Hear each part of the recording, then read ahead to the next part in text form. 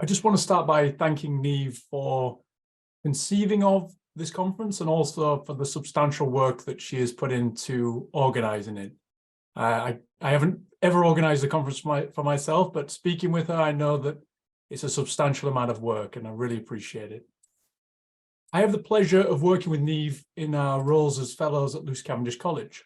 One of my main roles is as a sociologist in the Department of Sociology at Cambridge, and the first two presentations were very intriguing to me, not only for their excellent insights and very snazzy presentation slides, but also because the two locations are the places where I spend most of my time. I work in Cambridge, but I actually commute from Leeds. So Daniel, maybe I'll bump into you at some stage as you wander through the head row, something like that. And it's also a pleasure for me to moderate this particular panel today, which is on economic restructuring and the effects of exclusion. And within this panel, there are certain themes that are going to be addressed, particularly around marginalization and exclusion, that result from some of the major crises that we have lived through over recent times. And I think Daniel's phrasing of this and this term perma-crises, I think is going to become a much more prevalent term within sociological circles and social scientific circles. And I think that is something that requires a great deal of conceptualization. And within this panel today, the speakers are going to refer to some of the consequences that have accrued from the financial crisis and also the implementation of austerity measures, particularly within the Anglo-America regions. And the panel consists of three excellent speakers. We have Ronjon Paul Datta from the Department of Sociology and Criminology at Windsor University. We may have Gabriel Gurule, who is our second speaker from Trinity College, Dublin, but I am not quite sure if Gabriel has entered this particular session as yet. So we will play that one by ear, and if not, I'll make some modifications.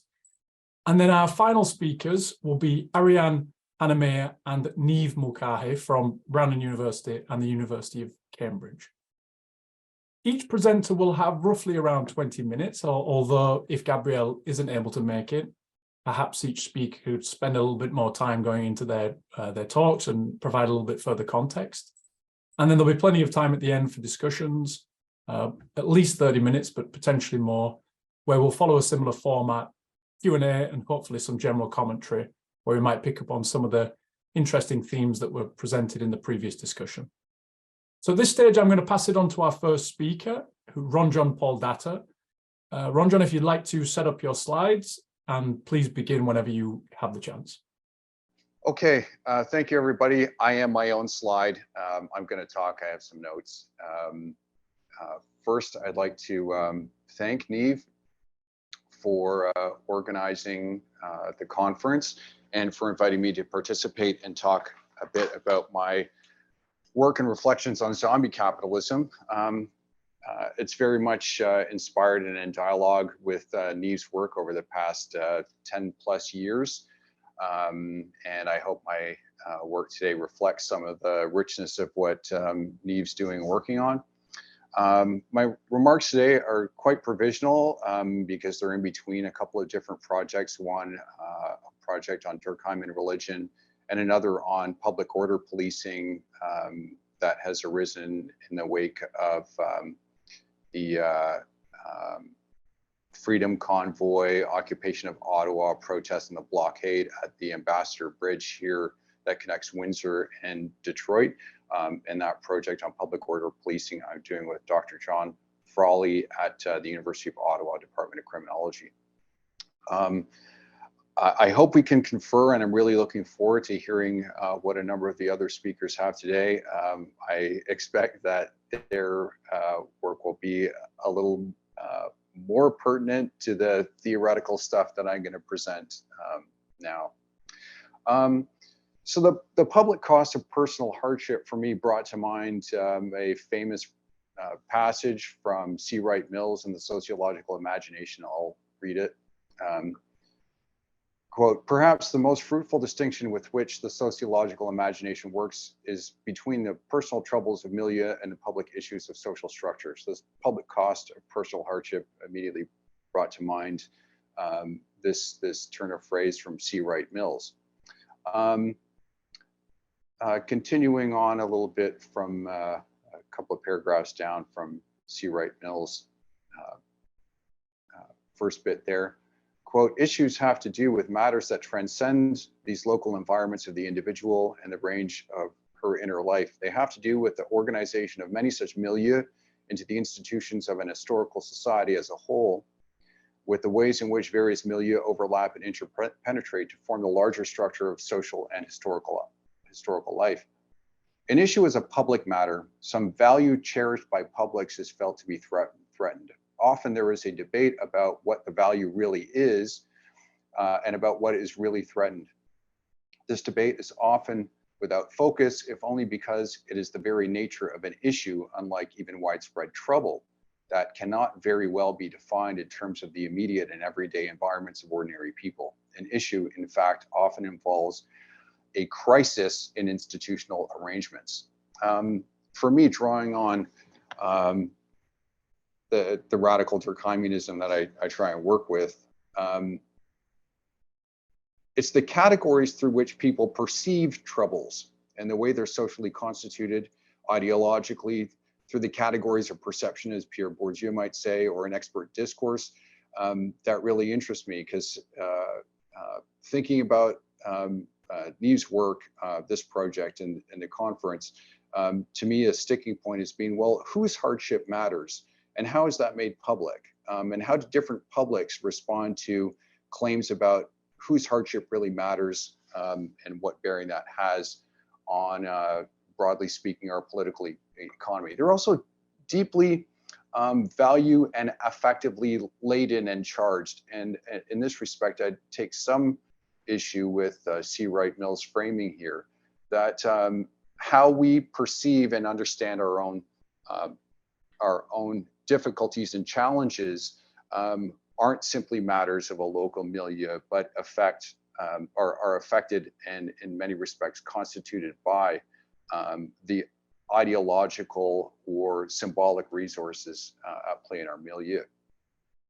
So an era of zombie capitalism, as indicated by the title of my presentation. So what do I mean by zombie capitalism and its connection to the conscience collective, or the collective consciousness? I prefer conscience collective because in French, the word conscience means both consciousness and conscience. So it combines these two elements of epistemic judgments and then moral judgments.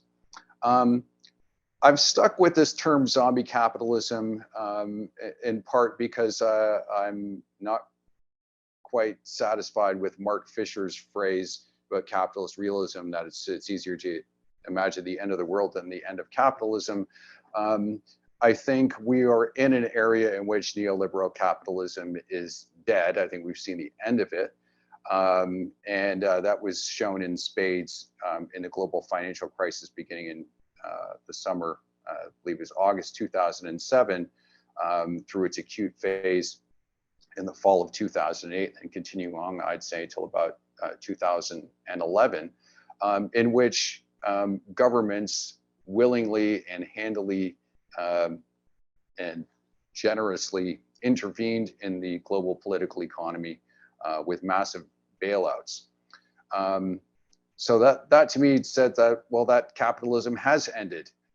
So we don't have to imagine the end of capitalism. We have to come to grips with the fact that the type of neoliberal capitalism we're used to doesn't exist anymore.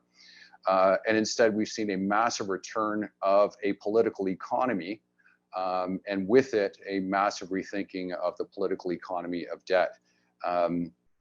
Watching here from Canada, I think some of the difficulties faced by Liz Truss premiership was that perhaps she'd missed the memo that we now are in an era of zombie capitalism and not orthodox neoliberal capitalism. With it, I think we've also seen a pretty significant change, and I don't know how else to put it, lots of inversions and switchings between what was once on the left and is now on the right, and vice versa. I remember Hugo Chavez's statements about George Bush bailing out banks in the US, that, quote, Bush is now to the left of even me, highlights that. But then there were also the protests on the left and the right from the Tea Party on the one hand, or Occupy Wall Street, about both, reflecting a dissatisfaction in the conscience collective and the appropriation by the right of terms that we would typically see on the left, about distrust of corporate welfare, distrust of big banks, distrust of a technocratic state that is tone deaf to the challenges and struggles of people on Main Street, etc. So I define zombie capitalism as a condition in which heavily indebted socioeconomic entities that would normally be left to die, so declared insolvent or liquidated, are given a second undead life through inventive refinancing schemes, whether that's rolling over debt, government loan guarantees, buying dodgy assets, buying dodgy assets from banks, and giving them the cash so that the finance keeps circulating. Now, zombification, so using these types of debt instruments to keep entities going, is done for many reasons that include things like the need for goods and services. So in the case of one of the first major zombie firms in Japan, it was a giant retailer.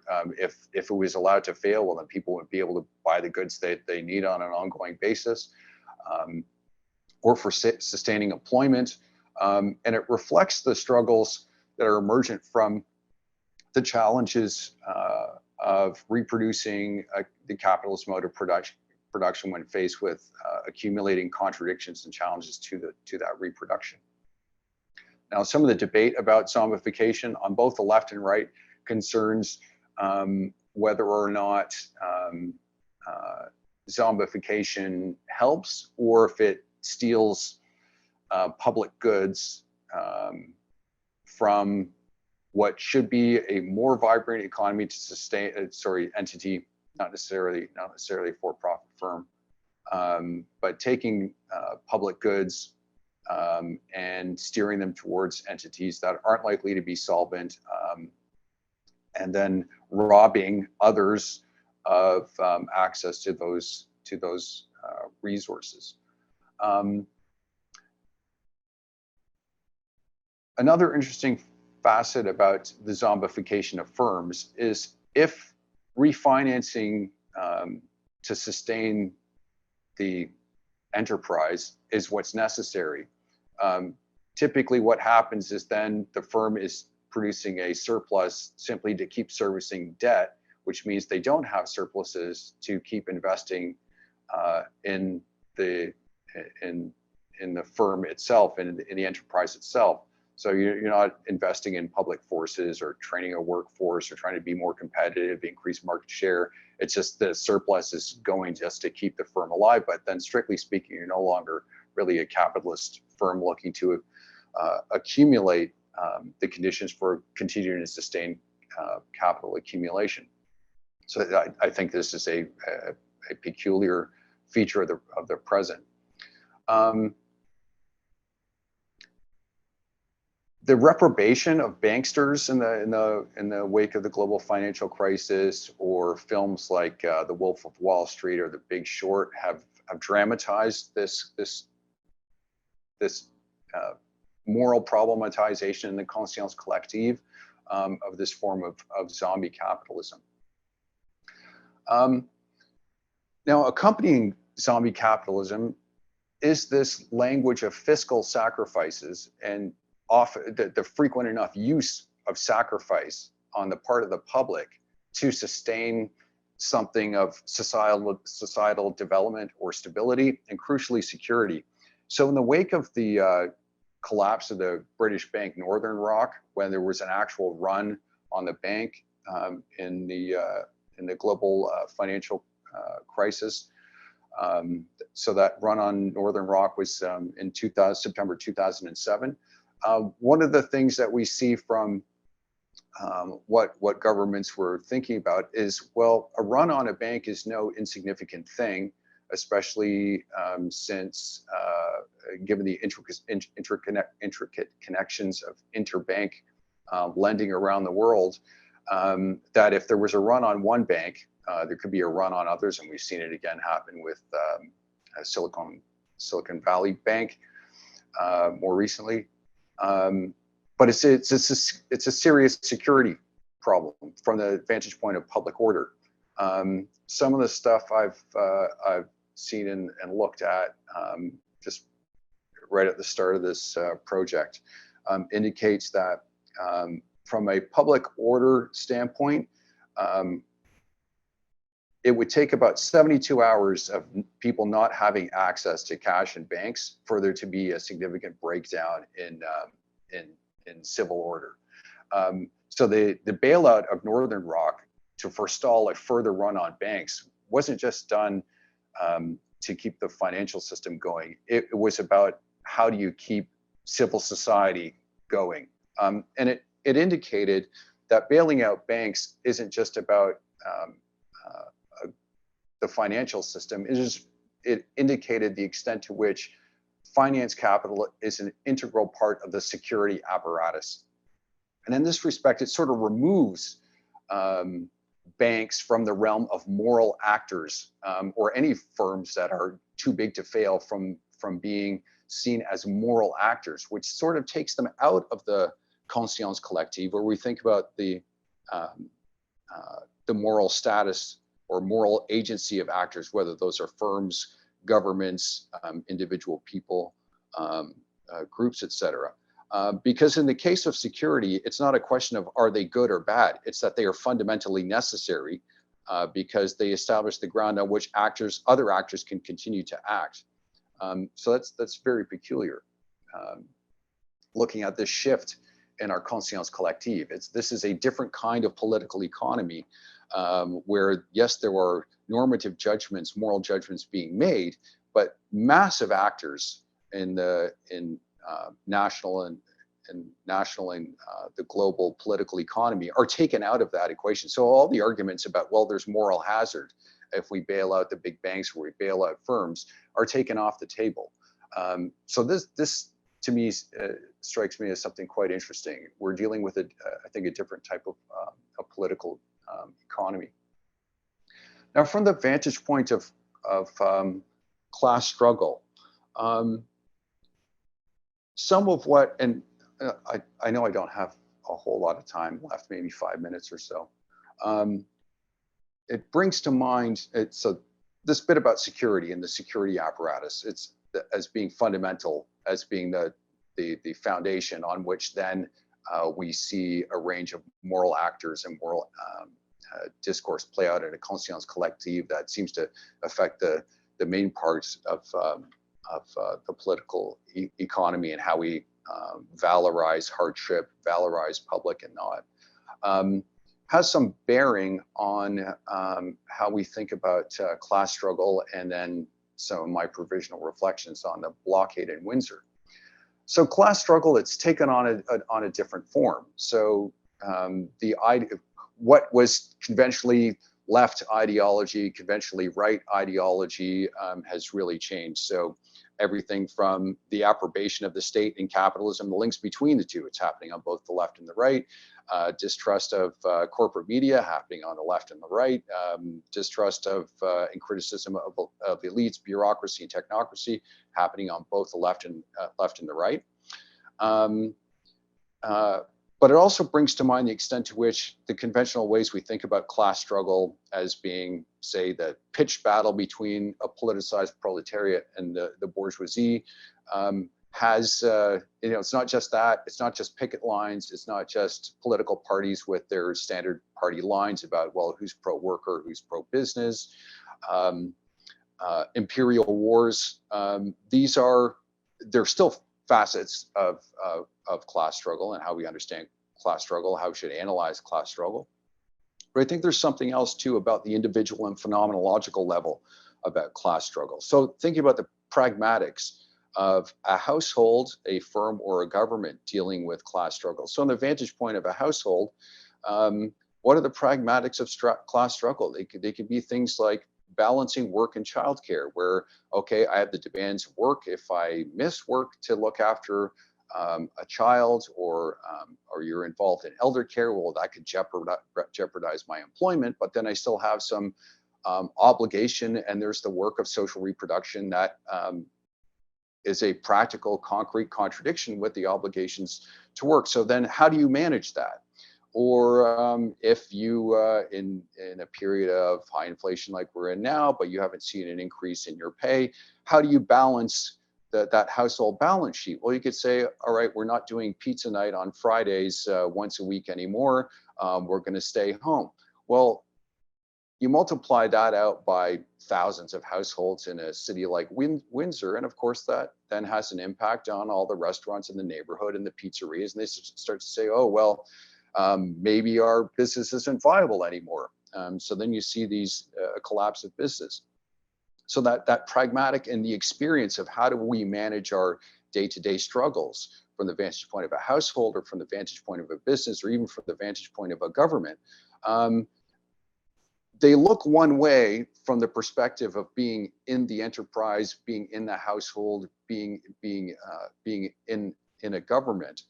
But we then run into things like the paradox of thrift, that if everybody does this, then you bring on a recession. And this is part of the justification for the bailouts and the global financial crisis, that some sector, one of the big three, household, the private sector or the public sector, has to spend, otherwise our economies will really grind to a halt. But this level of how we experience class struggle at the individual level, I think really interests me. And I don't think as sociologists we do as good a job as we could about, well, how does that experience actually get worked out? How do people actually manage that? But then this layer on top of it of what's available to us in the conscience collective as a way to make sense of and interpret the struggle that we're engaged with. I'll give one example of this when it comes to austerity and sacrifice. So the public is frequently hailed as, okay, we're the ones that have to make sacrifices. So pundits will say, oh, well, we can't keep on spending like this. We have to make cutbacks. We'll have to deal with some period of austerity. Okay, what's a concrete result of that? Poor public transit. Okay, so poor public transit, that's some big money. That's even in a city like Windsor, that's millions of dollars a year. So poor public transit. Well, then what does it mean at the household level? Well, maybe we need a second car because we still have to get around and do life. But owning a car isn't cheap. So rough calculations for owning a very modest vehicle, maintaining it, insurance, gas, petrol, means somewhere between $500 and $600 a month, which means life is more expensive. Doing life is more expensive. Then what's the response of a household when it comes to the politicized class struggle? Well, I'll take a tax cut, please, or please hold the line on taxes because things have gotten more expensive. So you see this trickle down of the rhetoric and practice of thinking about fiscal sacrifices and austerity.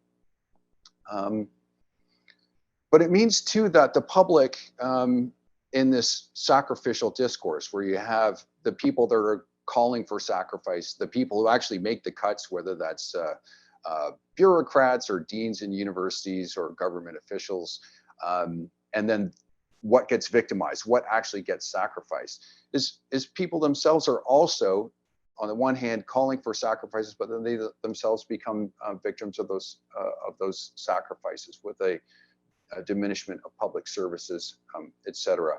And I'm going to wrap up with, have I missed time, Matthew? You have a couple of minutes left if you want to finalize your presentation. Yes, thank you. So when it comes to the Ambassador Bridge, watching it, and I had a front row seat, I could see the blockade as I walked from the bus stop near the university to my office. There was one bit of the blockade. The entrance to the Ambassador Bridge in Windsor, which connects Windsor and Detroit. It is the busiest bridge crossing on the continent. Somewhere between 600 and 800, 900 million in goods passes over that bridge every day. Yeah, the entrance is right across the street from the University of Windsor. I can frequently see the bridge from my office window. The bridge was access to the bridge was blocked off. There's a blockade between February 7th and February 12th, 2022. And in so many ways, it manifested a condensation of many of these, condensation of class struggles and many of these things that go back to the resistance and opposition to bailouts to the banks from the global financial crisis. So the blockade was a condensation of anti-vaxxers, Trudeau government, anti-government rhetoric, anti-science rhetoric, anti-political rhetoric. But many of the protesters that we saw there blockading are from a group that don't find a home for themselves in the dominant political culture or in political parties. And it was clear that they were opposing whose hardship counts. They didn't see their hardship and their struggle as counting. Meanwhile, the business interests, and we're not talking huge, massive business. Some of it is, so Stellantis has a massive plant here in Windsor. Stellantis Chrysler, it produces minivans here in Windsor. It's a major employer. I think it's still the largest employer in the city of Windsor, but then there are all the feeder parts plants plus tool and die, logistics, trucking, et cetera, that are tied to that enterprise. Their concerns, the concerns of business, were heard by governments, and very quickly. So the blockade was resolved within 6 days. Meanwhile, the occupation of Ottawa that was happening about the same time took weeks to resolve. And it was securing. It was about security. Securing the flow of goods for production was the priority, and that was shared by the provincial government, the federal government in Canada, and the President of the United States. So as the inquest into the use of the Public Order Act revealed that there were very quick and high-level discussions between the Prime Minister and the President of the United States around, we have to secure this bridge. These goods have to flow. And it really brought into stark relief, and this was explicit from the vantage point of the protesters. Why is it that their concerns are being heard but not ours? And related to it, and I forget which of the presenters earlier today mentioned this. Well, undue hardship, is there due hardship? Well, from the vantage point of these protesters, it looked like, well, this is not fair. So whose hardship matters? So to wrap up, I see there being some shift in the conscience collective in terms of the framing of whose hardship matters and what is important to the public, without there being what we're used to for a relatively long period of time, a left and a right. So a left expressly opposed to neoliberal global capitalism, and a right that was pro. The bailouts and resistance to the bailouts really turned much of that on its head. So in an era of zombie capitalism, I see there being, crisis isn't exactly, I think, the right word for it, but there is some kind of crisis in the conscience collective about how do we value what's public and whose hardships do we value. So one of the big costs of the moment in an area of zombie capitalism is some notion of the public good at all. Like, are we left with scraps from the table? What's left after the public costs of security, the costs of bank bailouts, of the policing and military costs of ensuring goods could flow across the Ambassador Bridge? These weren't insignificant costs. Or the cost and the personal cost, the personal cost of not having access to public goods that facilitate social life. So things like, and this comes out of research I did with my colleague Reza Nakai here on suicidality and social support in Canada. If you don't have access to domains in which you can socialize with others but not have to spend money, there are personal costs to that. People not feeling like they have access to social support, that is a significant factor in mitigating against suicidality. Not incidentally, about 1 in 5 adults in Canada report having had suicidal thoughts in the past year. So how we value what's a public good after having paid the prices, the cost of securing flows of capital, well, yeah, what is left over? Well, it's people who paid the price for that at a personal and existential level. And then finally, I see some of the consequences of this period of neoliberal capitalism as effectively being the sociological imagination in reverse, where it's public issues of the social structure are always individualized. And maybe we need to do some more work about reversing that reversal, and seeing what that might entail for how we understand as sociologists, as social scientists, the politicization of hardship, and the bearing it has on what we value when it comes to the public, and then politicizing and debating what counts as public.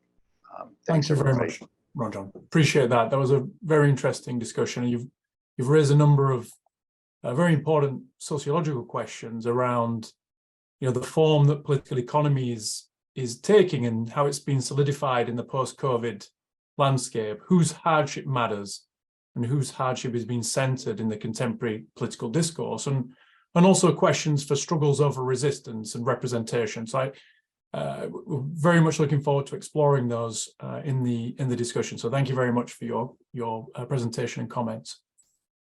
As I understand it, Gabriel hasn't been able to join our discussion today. So I think we will move to the final presentation, which is Niamh and Ariane. Their presentation, and the title of their presentation is based upon the depths of deprivation, theorising disparities in life expectancy between the north and south of England, which, as I understand it, continues to grow, perhaps at an exponential rate. So I'm really fascinated by the presentation. I will pass over to you around 20-25 minutes, and then that will give us enough time to have a broad discussion around some of these issues. Yeah, so obviously, as you said, our presentation, the depths of deprivation, theorising disparities in life expectancy between the north and south of England, will take a bit of a look at, I think, the way that some of the deprivation is really ingrained within policy and the material outcomes that produces for the people who experience it. So there will be some nice links, hopefully, between some of the conversations that we had out of Daniel's presentation, as well as this problem of exclusion and whose hardship counts and who indeed is counted. So this is a bit of a preliminary paper that Ariane and I have been working on. So obviously most of you will have met me now throughout the conference, but for the few people who are just joining, I'm Niamh Mulcahy, and I'll pass over to my co-presenter, Ariane Hanemaayer. Awesome. Just verifying that you can see the normal slide, Prezi. Is that, it's in presentational mode? Yeah, awesome, cool. Yeah, I can see it. That's great, thank you. As Daniel said earlier, the awkward moment where you're like, is it happening? Anyway, I'm Ariane Hanemaayer. I am from Brandon University, and I'm currently a visiting fellow at IGENIS, the Center for the Study of the Life Sciences. I just thought I would add a personal note to our presentation, which is that Niamh and I actually met in grad school, and so we've known each other, I think, more than 10 years.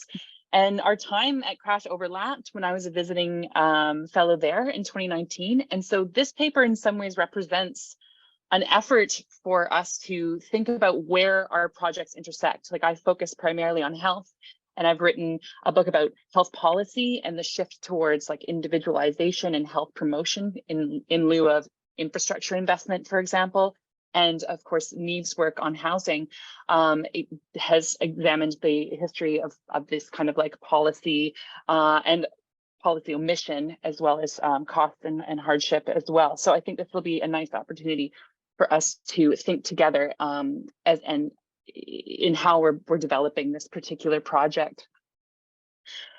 So I thought it would be maybe kind of interesting to start a little bit with what does public health look like right now. And Public Health England has recently been restructured for those of you who have been following this. And it happened kind of just as the restrictions were being lifted. And so in its place, it's no longer, Public Health England, it's UK Health Security Agency. Hearing from Ronjon as well about this kind of shift to the security imaginary is really, in terms of the constant collectif is really interesting. As well as another agency, the Office of Health Improvement and Disparities. And the rationale for these changes, kind of interestingly, was written in this preamble, which was on the slide. And this sentence kind of stood out to Niamh and I as we began to collaborate on this particular project. The idea that COVID-19 was what exposed long-standing health inequalities, and that a dedicated, service would need to be studying and in some way intervening to improve on these particular, disparities. And so what I think was kind of curious for Niamh and I as we were approaching this kind of fact is to really think about the fact that there have actually been well-known health inequalities that hadn't been addressed since the 80s. And so that's kind of the time frame that we're looking at is just over the last 40 years. But this kind of curiosity about like, what are these differences? Like what can be observed in terms of the pandemic? And here on the slide, we can see the number of COVID-19 deaths in the United Kingdom as of January 12th. This is according to the Office of National Statistics. And you can see an overwhelming burden between, geographically, the Northwest, which has historically been one of an area of more social inequality, as well as, looking at, this is just like the top, I want to say shires, but local area authorities, the top shire local area authorities that are, between the North and the South. And the ones on the slide here in terms of the death rate by 28 days that are orange are the ones in the North. So so in some ways, yes, we can see like what's rendered visible just in terms of who bore the burden of a kind of on their life expectancy, it being in these northern authorities being most at risk. And as I said, this kind of isn't new in a sense, as data from the early 1980s that informed a lot of the Thatcher era kind of reformulation of health policy in that time also had a fairly, significant of data that rendered visible this, variation between the North, which is the kind of lighter shade, and the South, the darker shade in this particular graph. This comes from the Health and Lifestyle Surveys, which was published in 1987 and occurred over the years of 1983 all the way up to 1991. And so you can see that there's this kind of clear contrast that they published and wrote a great deal about in their report about what really is going on, and this kind of like post-code inequality, I believe was the term that they started to use to think about this. And I also wanted to just, in terms of thinking about the kind of historical moment of that language in the restructuring of Public Health England, is that this particular image, which was also published with the Health and Lifestyle Survey, forgive the scan quality here, but what this represents is the percentage of people who've dealt with, bronchitis ever in their lives. And you can see that the more solid areas of shading tend to be in the North and the Northwest. So people who have already had the highest incidence, at least historically, in terms of what has been known by various epidemiological researchers in England is that this area has been at risk for respiratory illness. So I think what's kind of interesting here is that there's a problematization in the literature, but this has not necessarily come to inform, the policy narrative. So how this has been taken up, like just to kind of compare then to now, before I pass the baton back over to Niamh, is that in the publication of the second iteration of the longitudinal health and lifestyle survey, the second one being published in 1992, is that there's a kind of acknowledgement here that there's a kind of difference between what can be preventable in terms of ill health, like what people can do, and then the kind of broader environmental factors. And this particular statement is speaking directly to the emerging health policy in England at the time, which was Health of the Nation. And what you can see here is that they're saying there are these other environmental factors, whether they be poverty or poor housing, which Niamh's going to talk about, unemployment, other forms of isolation, and that these all have really important policy implications, which can't just be, willed by the individual who wants to intervene on their health, that there are kind of things that go beyond individual circumstances. So even though this lifestyle science, report, this longitudinal survey kind of looked at health behaviors, how they correlate to disease, the policy ends up focusing on specifically diseases like cancer, HIV, as well as coronary heart disease.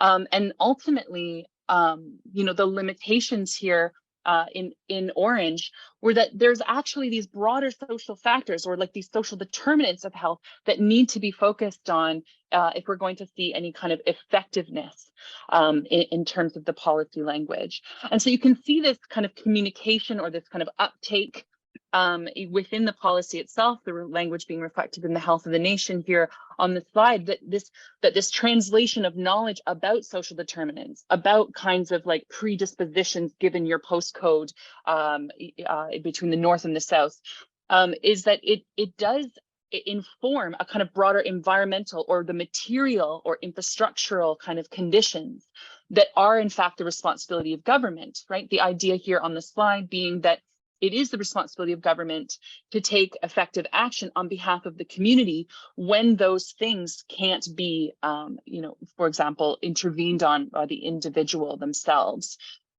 So I think this is where I pass it potentially back over to you here, Niamh, as we start to shift towards housing. Yeah.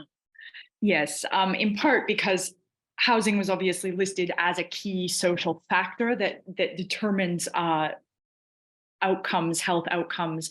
It really has actually long featured in government policy about public health, easily since the end of the 19th century, because actually a lot of the housing policy, and indeed some of the precursors and predecessors to what was eventually enacted to enable the creation of social housing in the first place, really took account of the effects of poor quality housing conditions on the spread of disease within slums, within rundown areas, within things like these Victorian tenements that sort of characterize our imaginations of the 19th century.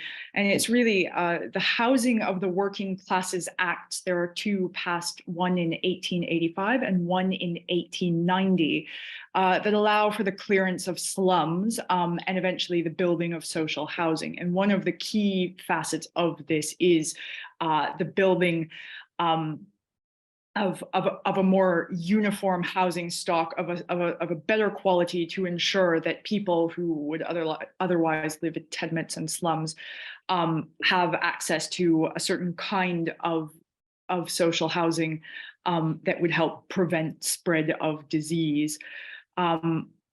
By the end of the 20th century, I think there was a renewed need to improve housing stocking conditions, in part because although there had been significant building over the course of the 20th century, there again were several waves that sort of coincide with after the First World War, in which there's a need to find housing for people who have frequently returned from war, and there's a bit of an element of a return for service in that respect. But of course, after the Second World War, of course, is where there is the decimation of a substantial amount of housing infrastructure and the need to replace with a lot of what subsequently became what we understand as council housing today, again, providing safe and stable housing stock in areas especially which had been really badly affected by war. But of course, some of that went into disrepair by the end of the 20th century.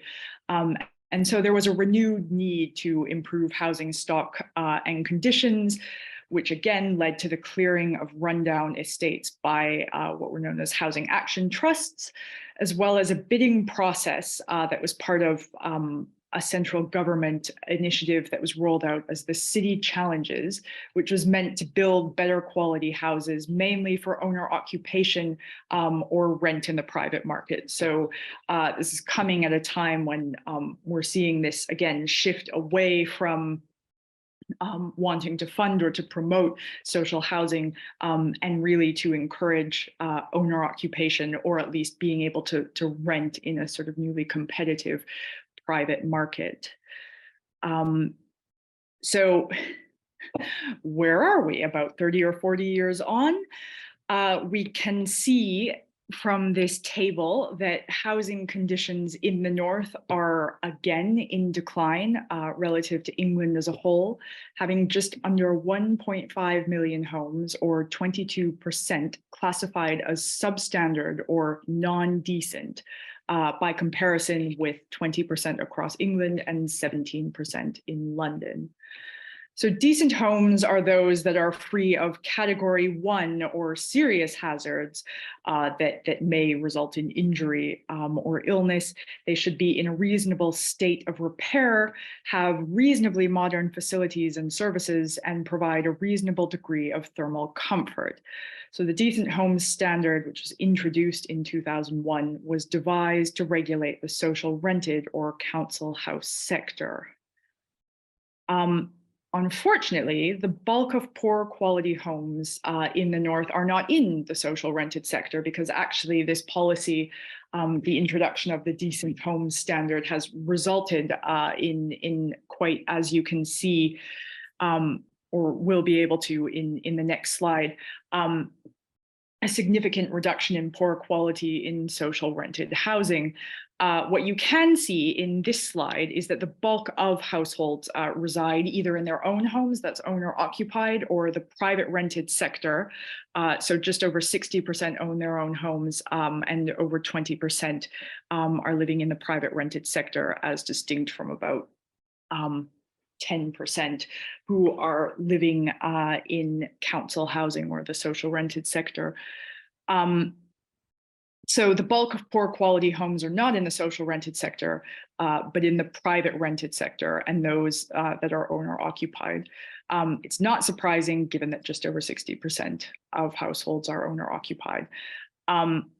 Housing policy in the last 40 years has really heavily encouraged home ownership, especially when the Housing Act of 1980, which is often known as the right to buy, made it possible for long-term council house tenants to purchase their homes at reduced prices. And it really urged people to get a foothold on the property ladder as a form of personal, but also community investment. You would be motivated to keep up your house if it was something that you were personally invested in. And this would have a benefit for the community and for the nation as a whole. So the policy went.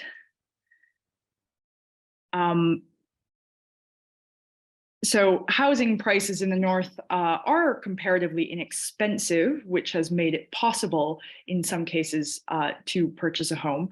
It's contributed to high rates of home ownership, but it does not account for the cost of declining job and income prospects as the local economies contract, or also aging populations coping with long-term disability. And again, this sort of reflects the population demographics in the north. It isn't that you have lots of young people moving up north for jobs, but rather older established households who are probably either have already come to the end of their working lives or are doing so.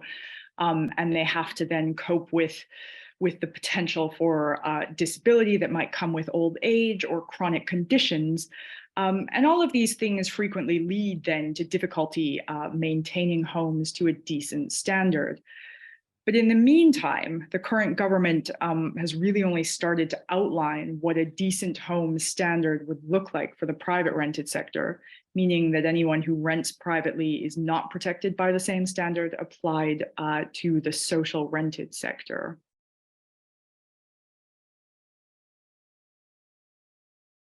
Great. So right before now that we've kind of given you a pretty, detailed introduction to the kinds of kind of policy issues that we're thinking about and hope to offer some insights about, I think just to really come back to the fact that the most recent health policy is also demonstrating this kind of distinction between what is in fact preventable or possible for individuals to do, and also how one's risk of illness or death is also a responsibility of government. So even though we can see that there's this kind of shift in the quality of homes, which is not always possible at a kind of individual level to do these kinds of upgrades, we can also see this kind of, this kind of glimmer of knowledge from the kind of policy language itself, that there are these other things when individual action can't be taken, that government does have some kind of promise or responsibility to. So thinking about ideally a policy that has the possibility of intervening on the material conditions, such as housing and environments where people live. But what we want to talk a little bit about with you today is the fact that not all individuals are accounted for in this policy. So kind of an interesting, omission that there's been this kind of problematization of what is actually an issue in terms of life expectancies, about morbidity rates, about people's housing, and yet a kind of policy that is either not making visible or not elaborating strategies for those most in need, where it is articulated as a kind of government issue. So this is where we're starting. Over to you, Niamh. Yeah, so the goal of the paper really ultimately will be to generate a theoretically explanatory model that builds on the work of Agamben and Foucault, who have really spent a lot of time conceptualizing biopolitics, this mobilization of knowledge in order to be able to govern populations. And I think what we're really dealing with in this case is that we can see that there actually is, and this will become prevalent in some of the later slides about housing and health outcomes, there is actually a substantial body of knowledge about what improving housing infrastructure would do for things, and yet that does not necessarily translate into a policy outcome. And so we need, in some cases, to go beyond that sort of biopolitics formulation, this governing through knowledge, in order to be able to think about what happens to people who are just left to manage a potentially shorter lifespan as a result. So obviously Foucault does say in society must be defended, that the indirect murder of some by sovereign decisions, such as, quote, increasing the risk of death for some people, there isn't really much by way of how this is actually cashed out. So he does say again, quote, how can we expose our own citizens to war and let them be killed by the millions? As well as the fact that the other dies is something that will make life in general healthier. So there is a bit of an acknowledgement about what happens when sort of deviant populations or people who don't quite fit in with that normalized knowledge are allowed to die, and about how this will sort of normalize the kinds of statistics that we're aggregating. But it does seem to call for a description of the conditions that leave some to die, that are left out of the strategic elaboration of conduct.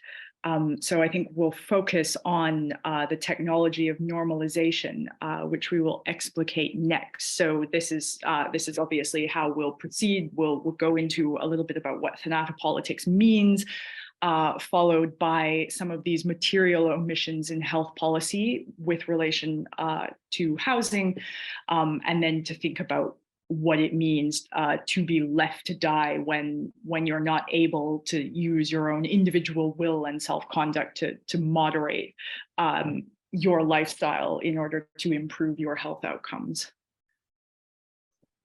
Excellent, thank you for really nicely putting it, because I think this is exactly how we're trying to understand, like, what technologies is it where government is able to, in a sense, you know, expose some to death, and in what ways are these technologies like normalization potentially playing a role?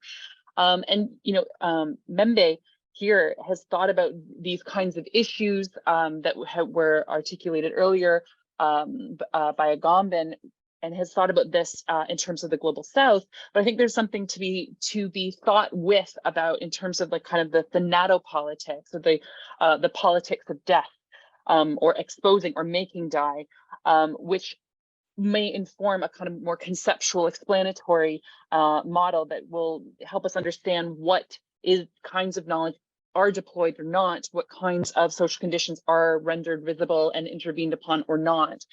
And so just to, you know, think with that, you know, starting from a kind of more Foucauldian standpoint, where we can think about biopolitics as a particular type of technology that tries to render certain aspects of the population, you know, knowable in order to predict what kinds of outcomes, and then of course intervene upon them, was later a kind of elaborated or extended by Giorgio Agamben, especially in the work of Remnants of Auschwitz, where he tries to extend this concept through what is kind of a coinciding twin, this kind of thanatopolitics, where biopolitics is concerned with the regulation of vital elements of the population.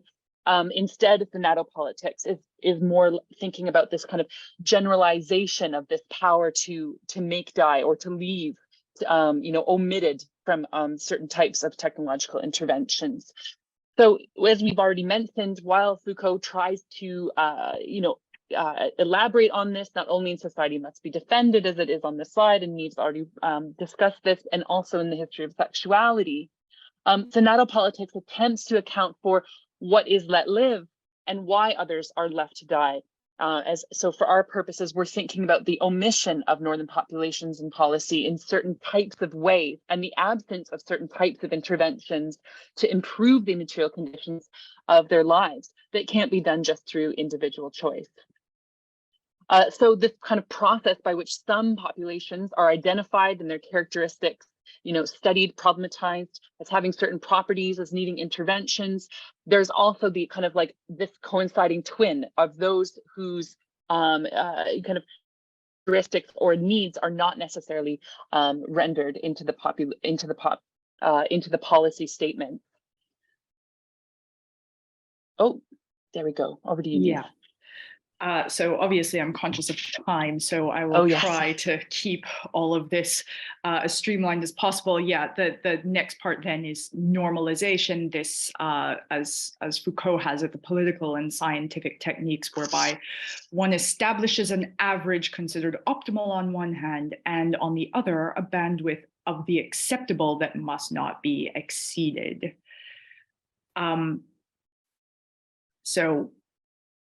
Yeah, you can see, yes, from the quote on the slide from Security, Territory, and Population, how that gets elaborated.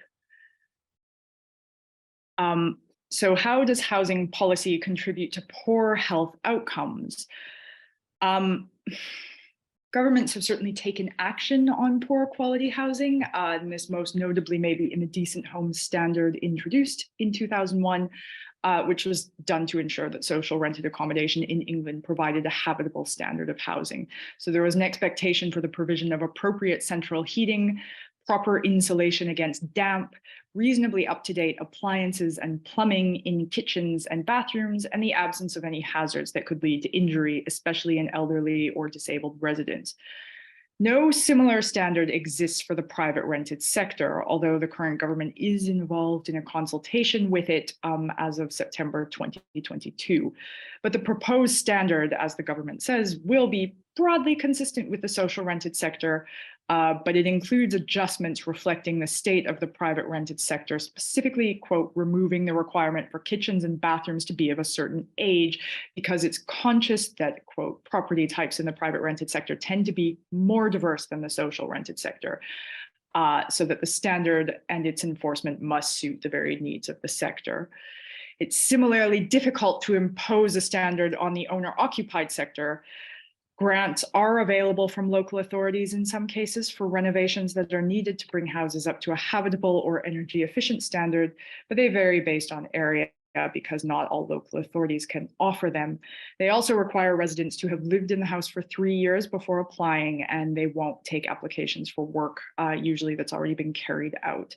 They're also means tested, but the amount available doesn't necessarily take into account the state of the house and what's needed to improve it.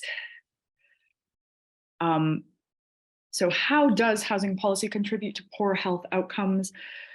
There's little doubt, I think, that housing standards correspond to health outcomes. We certainly know that there's a toll on mental health when somebody lives in poor housing, but poor infrastructure can create damp and cold conditions to cultivate the growth of mold, fungi, and microorganisms, and poor ventilation enables the spread of illness.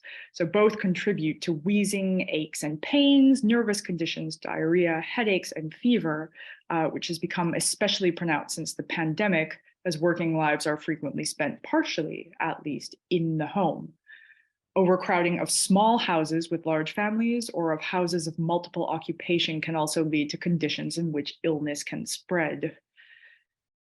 The benefits of home improvements have also been demonstrated based on housing improvements carried out in the social rented sector. So Rogers and al. Found a 39% reduction in emergency hospital admissions for cardiorespiratory conditions and injuries in council house residents aged 60 and over, after internal and external repairs and improvements were made to over 8,500 homes in the social rented sector.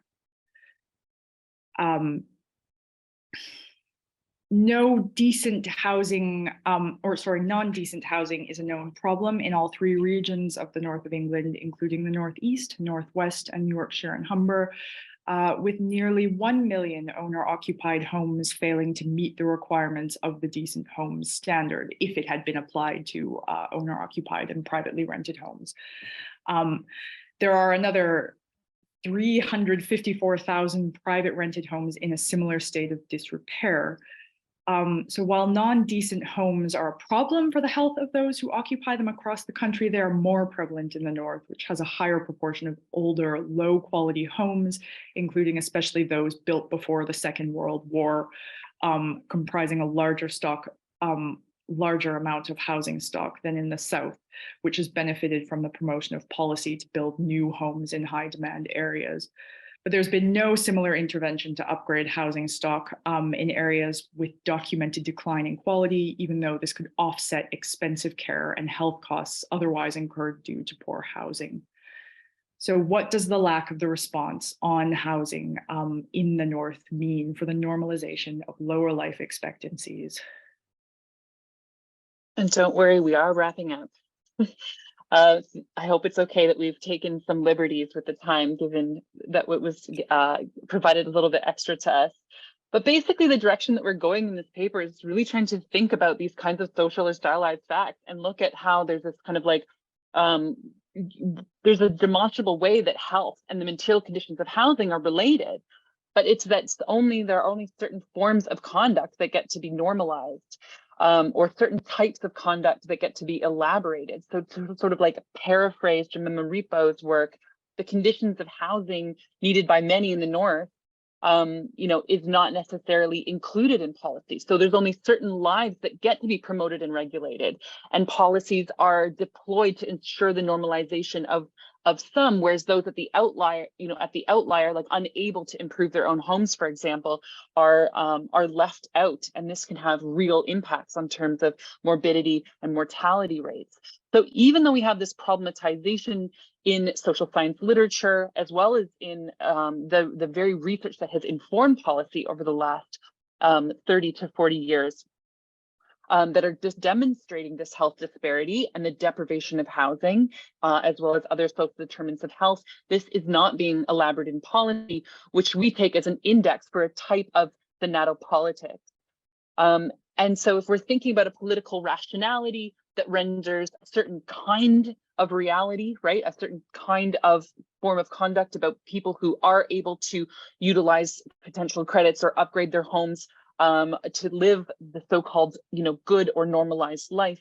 What this tells us is that there's a kind of underside of liberal rationalities of government that tend to only some realities, to only some forms of conduct, and render inaccessible the material conditions of a normal or healthy life or productive life for some more than others. And I think that we can, in this kind of conceptual model, we've been trying to elaborate the very fact that hardship is not just something that's discursive, but also how those policy impacts have real material changes in the circumstances of what kinds of strategies get elaborated, what kinds of conduct become possible, and that this doesn't actually include everyone. Anyway, thank you very much for the extra time. Thank you very much indeed. That was a fascinating discussion, and you've raised some data there that I didn't even know existed, and my mind is firing now, and I have lots of questions, but I would like to pass the opportunity first on to the rest of the audience. Daniel, did you have your hand up there, or was that just like a clap? I missed it, I think. Yeah. It was both. I mean, it was both an applause and a raised hand. Excellent. Okay, well, so please feel free to ask your question. This is for Ariane and Niamh, although potentially slightly more Ariane. Thinking about that, that acknowledgement that, there are things that individuals can do and there are things that they can't do.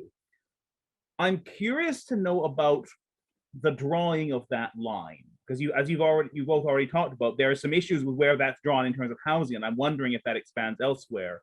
It occurs to me, if you talk about something like, say, diet, what is considered healthy food may be limited in terms of cost and accessibility.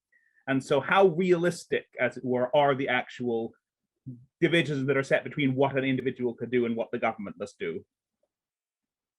I will do my best to answer you, and then I'll pass it over to Niamh, because I think it's almost amazing, because like the reason that Niamh and I started talking about this is because I was actually looking at diet and how the policies around like healthy living and preventing ill health and things like cancer in the 90s really focused on diet and health messaging. So this is actually how Niamh and I started our conversation. And I promise the check is in the mail that you didn't know that you were about to receive.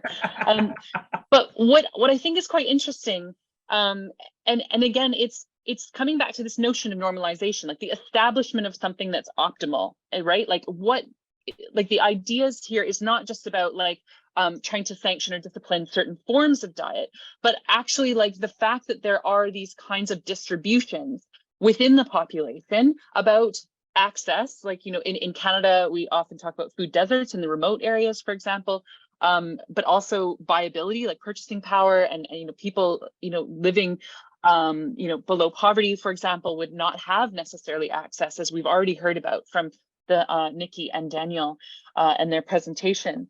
But I think what we're trying to demonstrate is not necessarily in terms of a kind of like individualizing, like, these are the people, but that there is potentially this kind of omission or extraneous outlier around the fact that we have this knowledge that some people are not able to eat, and yet there are not these kinds of elaborated strategies in a way that are helping the majority of people, right? So I'm getting bogged down in the diet example, but only because I wanted to talk about my other work.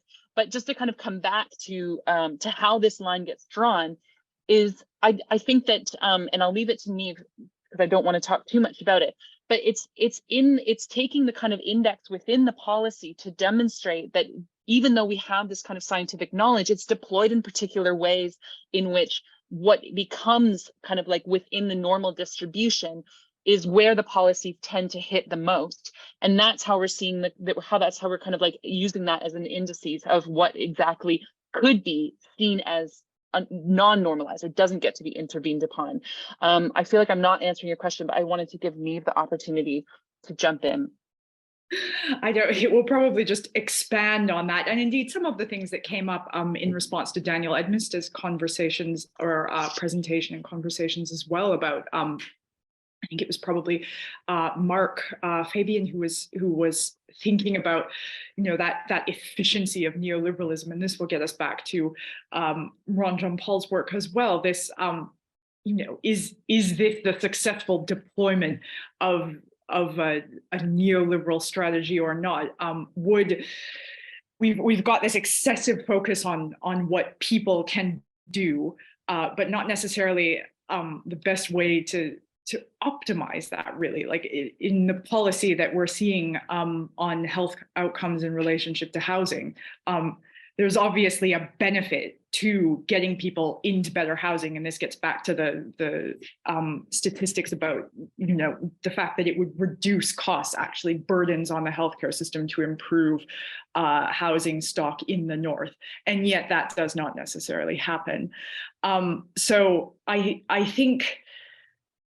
think what, to try and bring this desperately back to the question that you're actually asking, there's usually an excessive focus on what people can do to mitigate their lifestyles. And diet has been a really easy one, because that's something that people can say, oh, well, you should just eat better. But of course we have the whole problem of accessibility of good quality food, and whether people can actually access that. So there will inevitably be a bit of an ideological component that influences the rollout of policy in that way, I think. Mm-hmm. Mm-hmm. All right, I think Daniel, you have your hand up as well. Second, Daniel. Yeah, thanks so much for both presentations. They were really fascinating. I had a question. Well, sorry, I have two questions, if that's okay.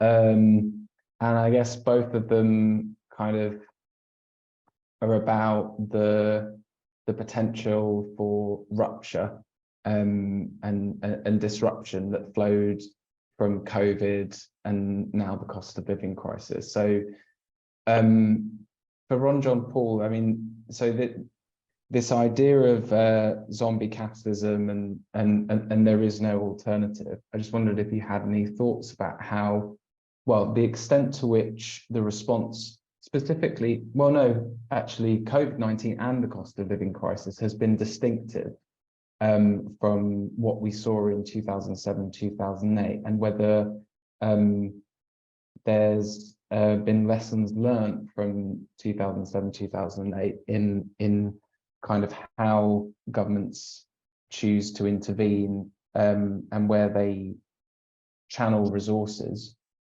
So that was a question for Ronjon Paul. And then for the second presentation, I just wondered if you had any kind of reflections on some of the social reporting that's been done. I'm thinking about activists like Kwadwo Teneboa.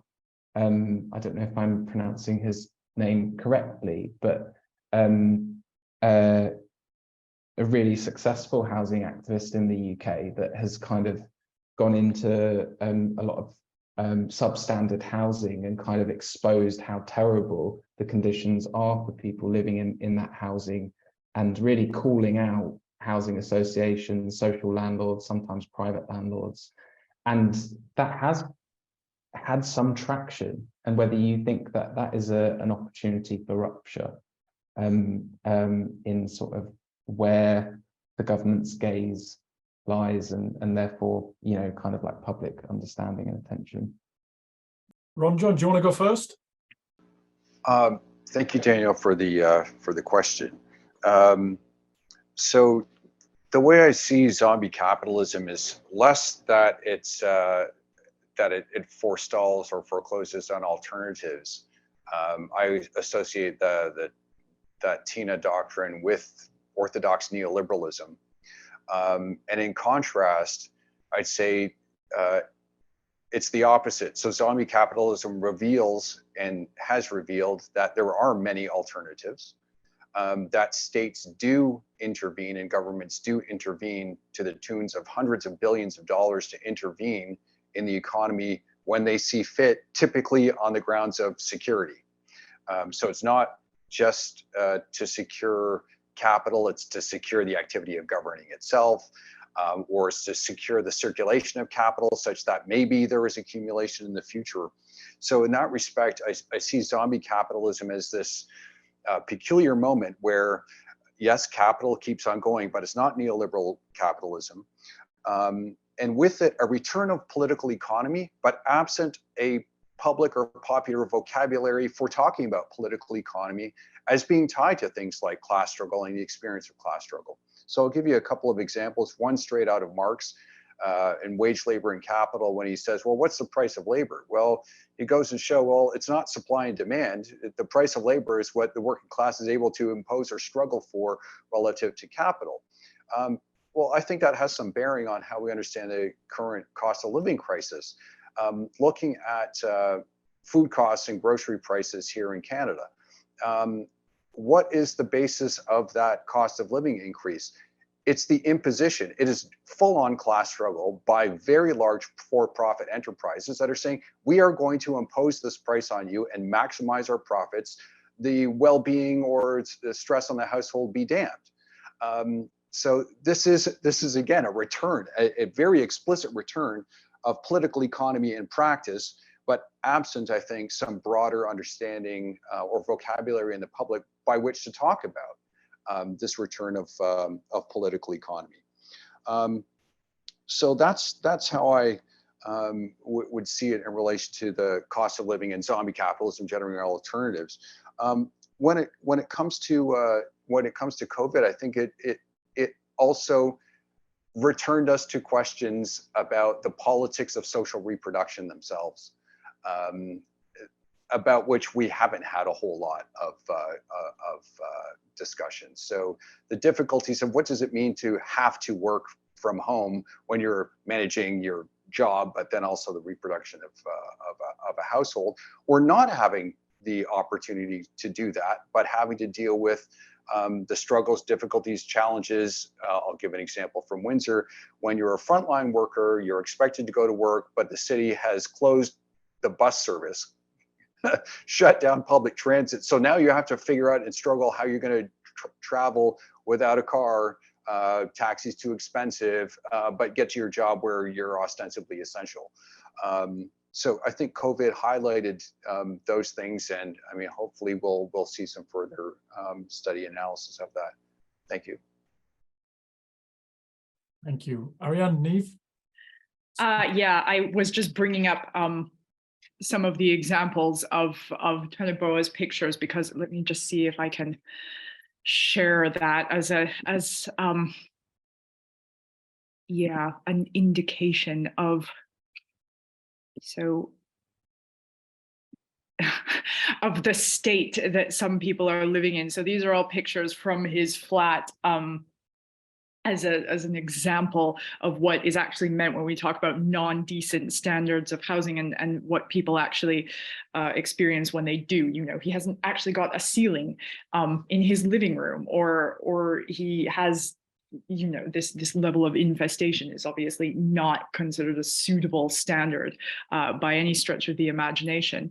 I think when we think about ruptures, that is always an interesting question to me. I'm always interested in the sort of what goes into the reproduction of social relations, and at what point do they stop. So I think probably the noticeable thing about the conditions that he is living in and describing and demonstrating to people are that it does still happen in the social rented sector, and of course in the talk, I don't mean to suggest that there isn't a problem with substandard housing in the social rented sector just because we've now got a decent home standard. I think the number that comes out of the North is that 17% of the social rented sector is still not up to a decent standard in spite of government policy. But I think the thing that I really wonder about with a campaign like that is, because it does focus on the social rented sector, will we be able to see similar? I think it directs its frustration, and quite understandably so, at the housing associations who are responsible for the lack of upkeep. And I think that's probably the right way to phrase it, who are just responsible for not doing what they should be in these situations. And I always wonder whether, because I'm watching this sort of consultation with the private rented sector and already seeing how the government is providing little outs for them to not even necessarily have to live up to the same standard as the social rented sector non-decent home standard, on the basis of the fact that the private rented sector is just so diverse, and you can't ask people to install the same kind of bathrooms and kitchens that you're going to have in the social rented sector, because there's just such a diverse quality of housing, which to me just means that, in some cases, maybe it's substantially worse, and maybe it really does need to be standardized in a certain way.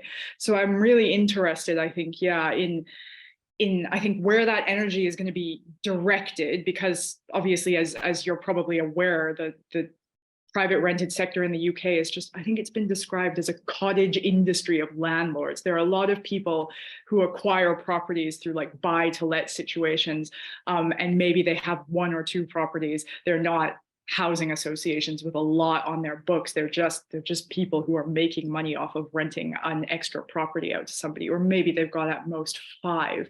And so I'm definitely interested in what that kind of thing could do for, I suppose, just the direction of frustration, to like where that could be directed and what that might mean for a rupture where this policy is concerned.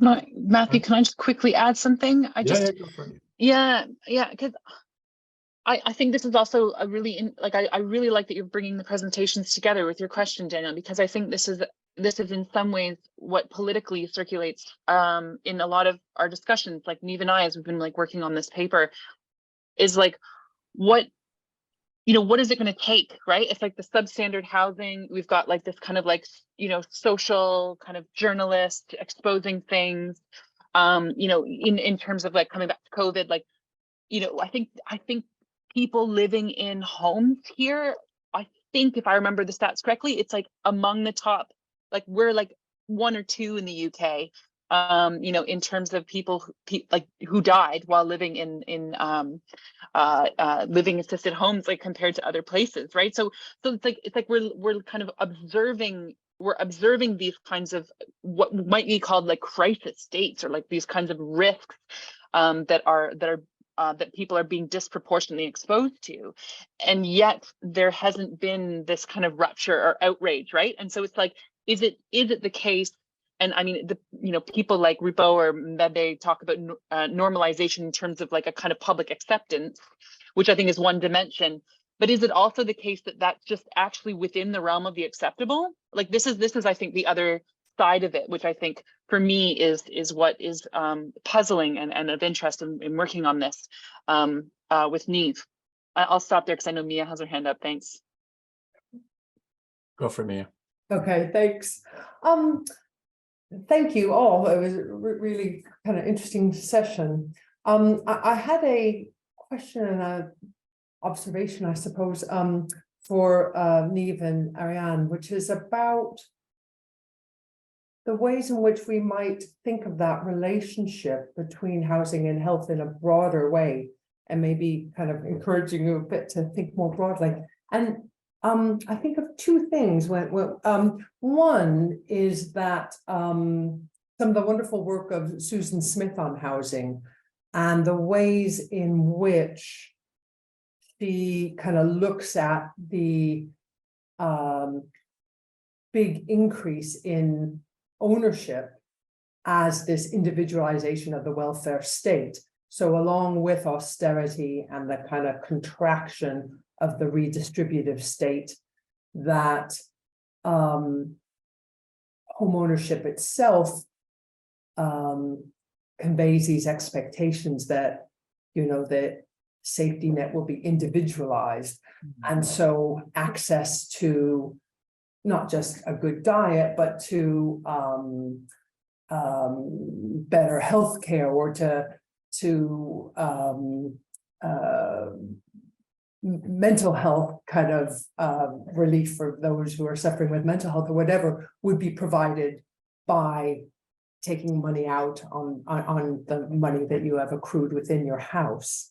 And so that would be one example of kind of a broader sense of that relationship between housing and health.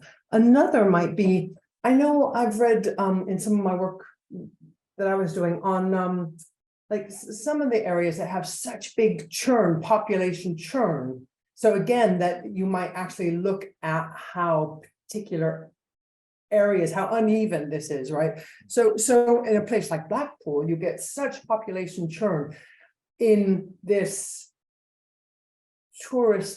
former tourist infrastructure that has become kind of single residency occupied housing now in the private sector, where public health, I was reading public health officials saying, you know, we can't even run basic public health campaigns because the churn of the population is so quick, such kind of high levels of turnover, that you can't even capture people and children's immunization and things like that. By the time you kind of try to roll out these programs, that whole population has gone over. And so I was also thinking about those links between health and public health as a collective, and housing as well. I mean, I think there's a lot in that topic, and I feel like right now you're very focused, and naturally so, right? You have to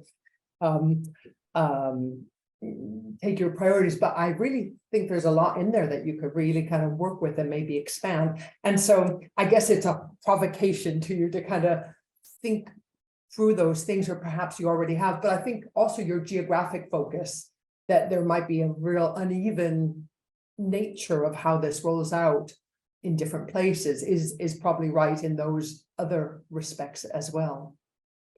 So over to you to comment upon my comment. Thank you very much, Mia. May I ask, of course, for a comment on Mia's excellent suggestions. I am also mindful of time, that the panel finishes in a couple of minutes. So if everyone's happy to stay around for a few more minutes to get the replies, that would be great. So Niamh, Ariane, I'll pass it over to you. I was going to suggest you take the first go, Niamh. Yeah, well, I think that this problem of ownership as a really individualization of welfare is definitely something that we have been trying to think through in that sort of exact way that housing policy gets used and mobilized to responsibilize people for their health, because it's definitely something that it does become sort of obvious easily as early as 1980, and certainly before that as well. This idea that by purchasing your home, you have a stake in the community and in society that you wish to preserve. And so, yeah, this question of individual responsibilization, I think, definitely extends beyond that, and is something that I have been trying to think about, I think, particularly in the context of what is actually said in policy then as a result, and what the absences are in policy. I think when we look at health policy, especially as I think Ariane's examples demonstrated, there was often quite a direct invocation of what your responsibilities were to yourself.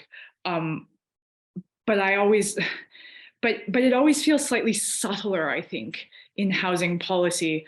In that, as you say, and as you point out about Susan Smith's work, it's sort of that you're accruing all this equity to be able to do things for yourself. But where in that then is putting money back into the house purely for repairs, not to sort of improve it, to flip it, to be able to sell it, but like to put back into it just to keep it in a sort of basic state of repair. And I think you're definitely right that there is a strongly individualizing tendency within welfare, which is part of the reason that there's a bit of an absence of this, and so that absence sort of speaks to it.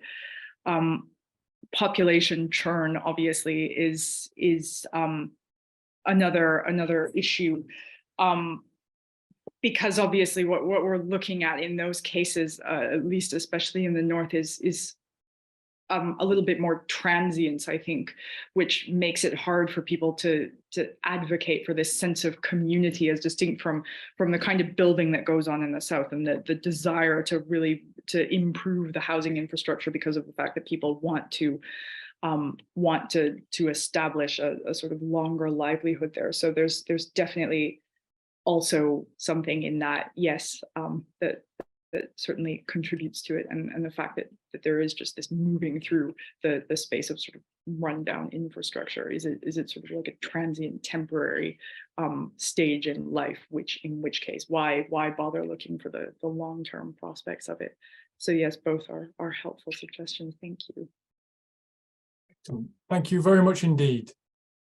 So I would like to thank both Ronjon, Niamh, and Ariane for some really excellent insights and presentations. I had 3 or 4 questions myself that I would love to present because you've really fired up, really key inconsistency here within neoliberalism, that it's dying or dead as a political strategy, that there are internal inconsistencies that are starting to become more prevalent, but yet it still kind of lingers on.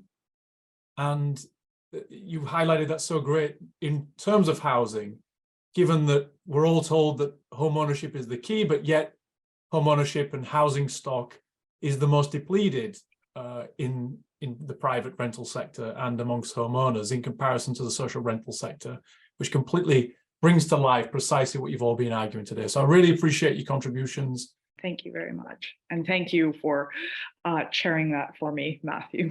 My pleasure. Thank you, everyone.